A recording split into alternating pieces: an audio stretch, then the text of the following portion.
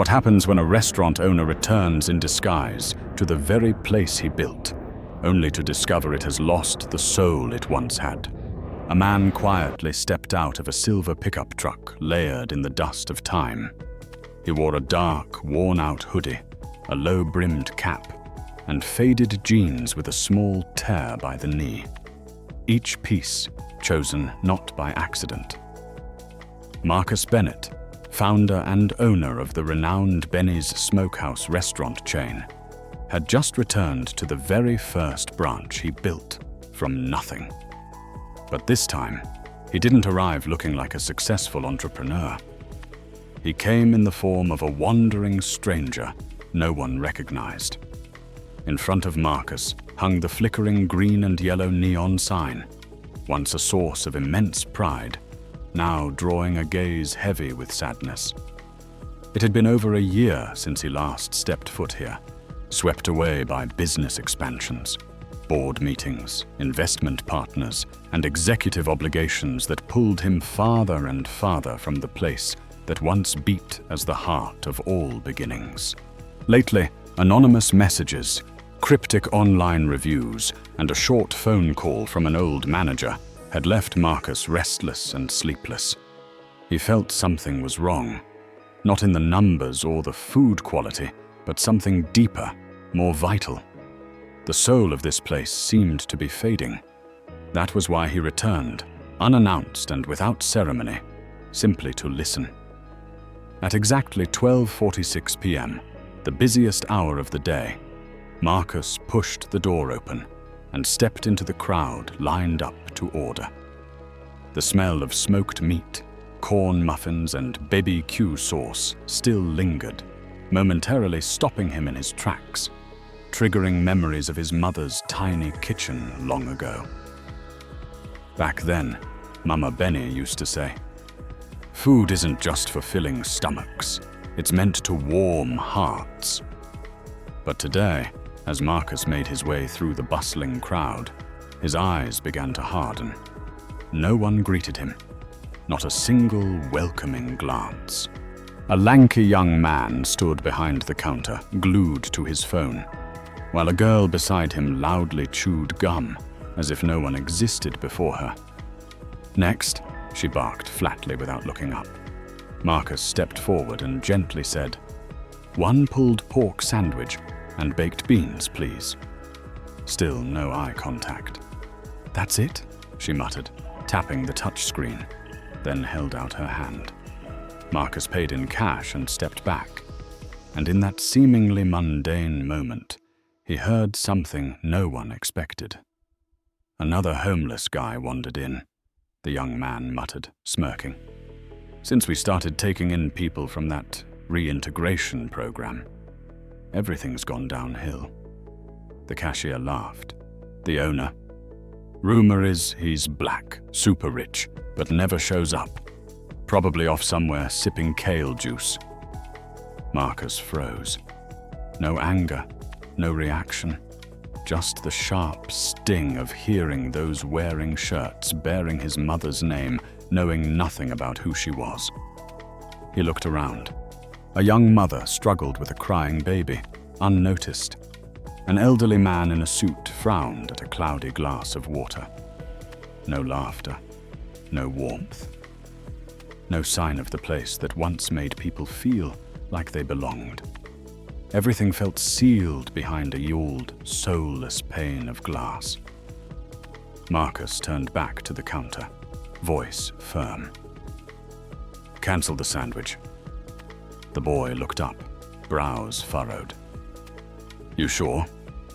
Marcus replied curtly. "I lost my appetite." He stepped out the door, closing it with a strangely gentle pull, then sat back in his truck, gripping the steering wheel, heart heavy as stone. He couldn't tell what hurt more, the forgetting or the indifference. But one thing he knew for sure: the inspection had only just begun.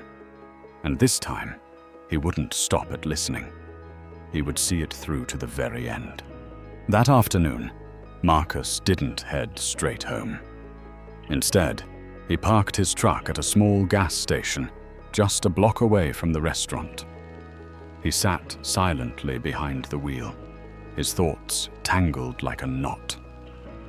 Part of him wanted to march right back, slam his hand on the counter, and give those 2 employees who had mocked customers and insulted the very name of his mother a lesson they'd never forget. But he knew emotion could only fuel temporary outrage, not reveal what he truly needed: the truth. He needed to know just how deep this rot had gone, and who, if anyone, still held on to the spirit of Benny's. Around 6 in the evening, he returned to the back of the restaurant, where a rusted steel door served as a smoking break spot for kitchen staff. No cameras, no supervision, just the faint smell of smoke and the creak of aging hinges. Marcus looked up at a small window where the pane was cracked open for kitchen ventilation. He didn't have to wait long. Laughter erupted from inside, deep, full, and familiar. A voice he hadn't heard in months. Derek, the head chef who had been with him since the very beginning. Marcus had once pulled Derek out of a rehab center and gave him a second chance when no one else would. And now, that laugh echoed again, somewhere between casual banter and quiet resignation. "He's never coming back," said Jalen, the same young employee from earlier, his voice dripping with sarcasm. "And if he does, he'll be in a suit and shiny shoes, walking in like he invented gumbo." Tammy chimed in. "I call him the ghost boss. His picture's on the wall, but he's nowhere to be seen." The room erupted in laughter. Then, silence. Derek's voice broke through, low and steady. "Do you all even know he started this place with just $200 and a backyard smoker?" Tammy shot back. "So what? What's it got to do with now?" Derek didn't raise his voice. He only pressed gently. "Watch your tone. To some of us, this ain't just a job. It's what gave us a reason to come back to life." An eerie quiet fell over the kitchen. Then Jalen sighed, tired and cynical. "Whatever. If he doesn't bother showing up, why should we care more than we have to?" Marcus stood beneath the window, unmoving. The emotions stirring inside him were a bitter mix of disappointment and gratitude. He felt proud that Derek still carried the original spirit, but also deeply pained that Tammy and Jalen, the very people he hired believing they'd uphold the restaurant's legacy, were slowly corroding the very place they'd walked into. On the drive home, Derek's words echoed in Marcus's mind. "You can't plant a garden and forget to water it, son.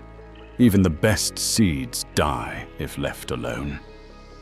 That was what Mama Benny used to whisper into his ear when they cooked together in that tiny house back in Georgia. Now, Marcus realized he had planted something, but failed to prune, nurture, and guide it. He had placed his trust without continuing to lead. And his absence, the year-long silence, might have felt like abandonment. But tonight, he was wide awake. And tomorrow morning, he would return. Not to punish, but to face it head-on. Because if the soul of Benny's was to be saved, then it was time for him to step inside himself. The next morning, a light rain fell, as if quietly signaling what was to come. Marcus sat in his truck since 8 a.m., parked in front of Benny's smokehouse, observing everything like a director waiting for the actors to take the stage. But today, he was no longer hiding behind a disguise. The old hoodie had been replaced with a charcoal blazer, crisp white shirt, and polished leather boots. He didn't need fanfare. His presence was enough. At exactly 8:47, Tammy arrived first, eyes fixed on her phone, a paper coffee cup in hand without a lid. Jalen came next, earbuds in, chuckling to himself over something on his screen. Reggie showed up at 8:53, using the side door with the key Marcus had once personally handed him. One by one, the rest of the staff trickled in, unhurried and unsuspecting. At 9:02 a.m. sharp, Marcus stepped out of the truck and walked through the front door without a word of warning. He passed Tammy and Jalen mid-conversation. Both froze as if struck by lightning. No one managed a greeting. Reggie gave only a small nod. His eyes filled with realization. Inside, everyone gathered near the register, their posture stiff, like they'd just been jolted awake from a strange dream. Marcus stepped forward, not with his head held high in pride, but with the calm stance of a man who knew he was imperfect, but was ready to make things right. "I won't keep you long," he said, his voice just loud enough to carry through every corner of the room. "But I need you to listen. Really listen." The entire place fell silent. "Benny's isn't just a restaurant. It's my mother's name. It's the place I wore my hands raw, building from nothing. It's where I served my first plate to a stranger without asking how thick their wallet was." He paused, his gaze sweeping over each face. Tammy looked down. Jalen leaned against the wall, avoiding eye contact. "Yesterday, I walked in here, and no one knew who I was. I heard two people, right here, say the owner doesn't care, that poor folks don't belong here, that this place is falling apart because we hire people from support programs." No one spoke. They didn't have to. The air was thick with discomfort. "I'm not angry," Marcus said slowly. "I'm disappointed. Not just because of what was said, but because I haven't been present enough to stop it from happening. That's on me.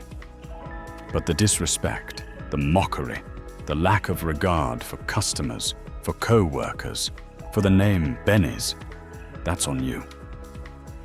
The room was still as stone. Some looked down. Someone sighed. But no one smiled.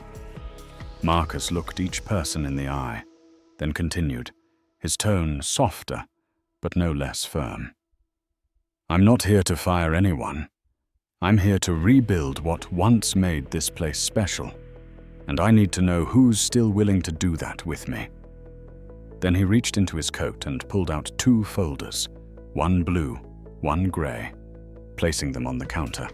"This one," he pointed to the blue, "is for anyone who wants to stay. Really stay. The other is for those who want to leave. I won't ask why. Sign it, finish today's shift, and you'll get 2 weeks' pay and a letter of reference. No hard feelings." The room held its breath. No shaming, no finger pointing, no raised voices. But the message was clearer than any shout. If you don't believe in what this place stands for, you are free to walk away. That meeting had ended, but the air in the restaurant remained heavy. No one laughed. No one made small talk, and everyone scattered as if they had just weathered an invisible storm. Marcus walked to the back, into the small office beside the storage room. The wooden door closed quietly, but with weight. Outside, all eyes were still on the 2 folders he had placed on the counter, one blue, one ash gray, like 2 nameless roads, though everyone clearly understood where each one led. Stay and change, or leave in silence. Around 10 a.m., Marcus called for Tammy and Jalen to come in, one at a time. But they entered together, like 2 supporting actors who had missed their cue in a play much bigger than themselves. Tammy crossed her arms, her gaze flickering between guilt and defense. Jalen, on the other hand, looked indifferent, hands in pockets, lips pressed into a line, eyes never settling on one spot for more than a few seconds. Marcus didn't sit in the director's chair. He leaned against the wooden desk, arms crossed, back straight, his face unreadable in its calmness. There were no warning letters in hand, no threatening tone, but it was precisely that stillness that made the two standing before him acutely aware they were towing the line between forgiveness and dismissal. "I didn't call you in here to hear some hollow apology," Marcus began, his voice low but not cold. "I just want to ask one thing directly. Does this place mean anything to you? Or is it just a job to get a paycheck?"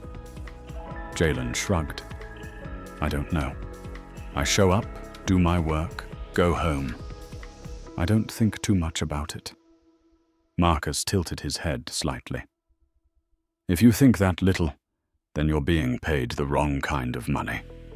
This place doesn't pay for indifference." Tammy was different. She didn't respond right away. Her lips tightened, eyes welling slightly, and then she whispered, "We thought you were gone for good." She looked up, her voice shaky but clear. "You were gone so long. Every time a customer asked, 'Where's the owner?' I didn't know what to say. We started to think maybe this place didn't matter to you anymore." Marcus nodded slightly, not denying it. "I've been gone too long. I take responsibility for that. But I didn't step away so anyone could tear this place down. No one has the right to turn Benny's into a place people fear walking into." Jalen glanced quickly at Tammy, then muttered, "So what do you want us to do?" Marcus met his eyes, no longer soft. "I don't want anything from you. I'm offering you a choice. One, stay and start over. From how you greet customers, how you talk to co-workers, to understanding why the name Benny's is on the sign out front. Or two, walk out and sign the paper in the grey folder. You'll get 2 weeks' pay and a professional reference. No questions asked. No grudges." Tammy lowered her head, her hands clenched tightly together. Jalen said nothing more, but his cocky demeanor had softened. Marcus gestured toward the kitchen door. "You don't need to give me an answer now. But from the moment you walk out that door, every glance, every action you take will be your answer." The wooden door creaked open. The two of them walked out together. No words, no laughter. But from that moment on, every tray placed on a table, every thank you for coming, would be a quiet test. There was no more gray area. Either they belonged here, or they had already stepped back over the threshold. That afternoon, Benny's smokehouse looked no different on the outside. Customers came and went in a steady stream. The door chime rang rhythmically, and the scent of smoked meat and roasted corn filled the air as always. But deep inside, something had shifted. Every glance, every movement carried a sense of caution, not fear, but awareness. Marcus stood by the coffee counter, holding a small notebook. He didn't shout, didn't issue orders. He simply observed in silence, person by person, moment by moment. Derek moved through the kitchen like a conductor, each motion fluid and familiar, as if it had become part of his blood. Tiana, the seasoned waitress, stopped by each table with a genuine smile, not forced, not mechanical, adding just enough warmth to brighten the atmosphere without overwhelming anyone. But the tension centered at the checkout counter, where Tammy and Jalen stood, or rather, were trying to stand in the right place. Tammy had clearly changed. She smiled when greeting customers, no longer chewing gum or showing irritation. Yet the smile sat on her like a jacket tried on for the first time, stiff, not fully worn in. Jalen, by contrast, had grown suspiciously quiet. He worked quickly, avoided eye contact, and slipped into the back kitchen whenever possible. At exactly 12:46, The same time as the day before, a young man entered the restaurant. His curly hair was tucked under a worn cap, his hoodie faded, and he held a folded piece of paper in his hand. He stopped at the doorway, hesitating, as if deciding whether to enter or turn around. His face bore the unmistakable uncertainty of someone who had been turned away too many times to still walk in with confidence. Tammy glanced at him, then looked away, blinking rapidly. Jalen disappeared into the back. Just then, Derek stepped out of the kitchen, wiping his hands on the towel slung across his waist. He looked directly at the young man. "You've got this," he said. Simple as that. Not an invitation, not pity, but a quiet affirmation. The young man stepped forward, stammering, Can I get the fried fish with greens instead of fries, if that's okay?" Tammy looked at him a second longer than usual. She didn't smile, but she wasn't cold either. She tapped a few keys and handed over the receipt. 10 minutes. Thank you. The young man nodded and took the slip as if afraid the wind might blow it away. Marcus, watching from behind the counter, approached Tammy as the crowd thinned. "Do you know who he is?" Tammy shook her head. "Isaiah. Just got accepted into the reintegration support program. He's having a rough start, but he's trying." She swallowed hard. I thought he was homeless. He's a person, Tammy. And he's starting over, just like some people here." Tammy didn't reply, only nodded gently. Her eyes no longer darted away, and there was something in them, something close to remorse. And in that moment, Marcus didn't need to say another word. Isaiah received his meal from Derek, who gave him a quick fist bump, a gesture any young person would recognize as validation. He walked out of the restaurant, still unsure in his steps, but standing taller than when he had entered. The afternoon passed quickly, but it left a deeper mark than any spreadsheet could show. Customers laughed more. An old man nodded approvingly as he chewed his cornbread. A little girl asked for a lemonade refill, twice. When the clock struck 2:15, Marcus jotted a line in his notebook. "There is movement." He didn't say it aloud. He didn't clap or cheer, but his eyes saw it clearly. The fire was catching again, even if just a spark. And this time, he wasn't going to let it die out. 1 week after that stormy afternoon, Benny's smokehouse seemed transformed, even though there were no new signs, no freshly painted walls, and no new items added to the menu. The change wasn't in what people saw, but in what they felt the moment they stepped inside. The warmth, the welcome, and something that once seemed lost. The soul of the restaurant. No one spoke of it, but everyone sensed it. The atmosphere was no longer cold and detached, but full of awareness, like a room long sealed off that had finally been opened to the light. Marcus showed up early every day. No longer watching silently from behind the counter, he became part of the rhythm again, sometimes washing dishes, sometimes personally delivering a plate of food to a familiar elderly guest. He didn't need to speak much, only to be present.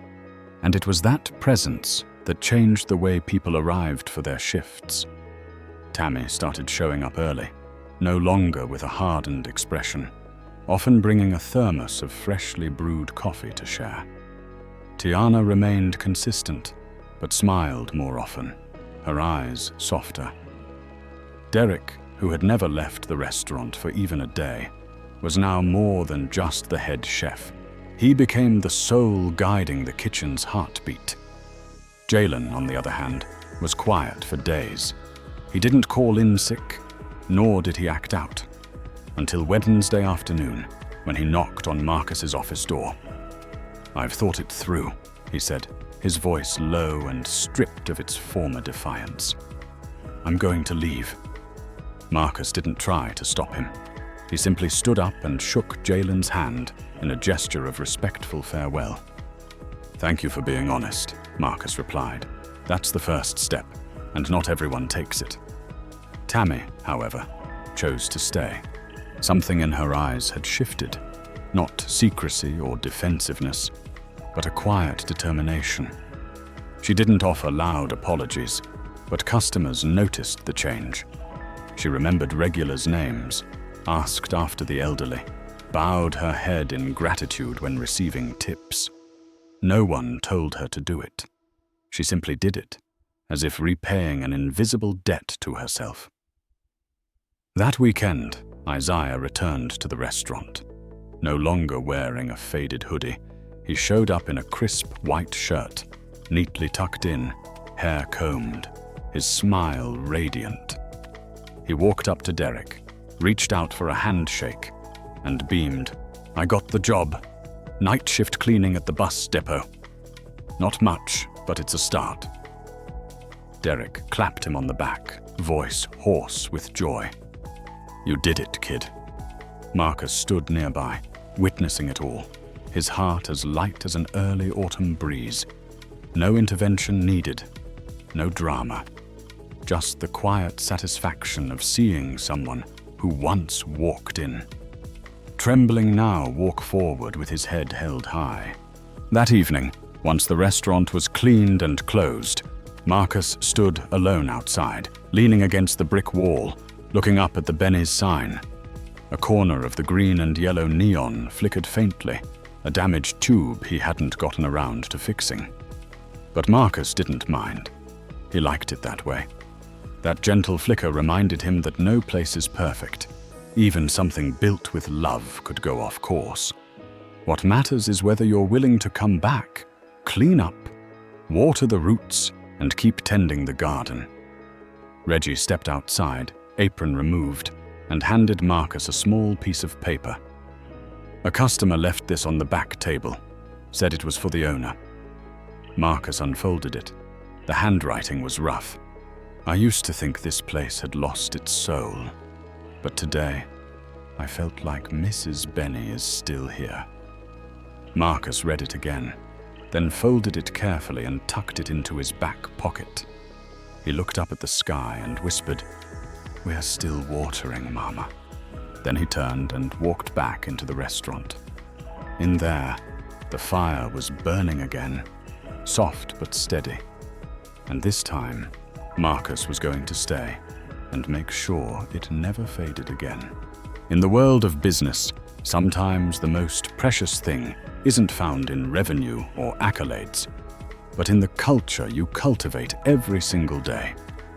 Marcus quietly returned to rediscover the soul of the place he built with his own two hands.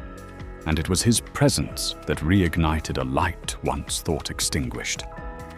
A restaurant can survive on its menu, but it can only endure through the spirit of the people within it.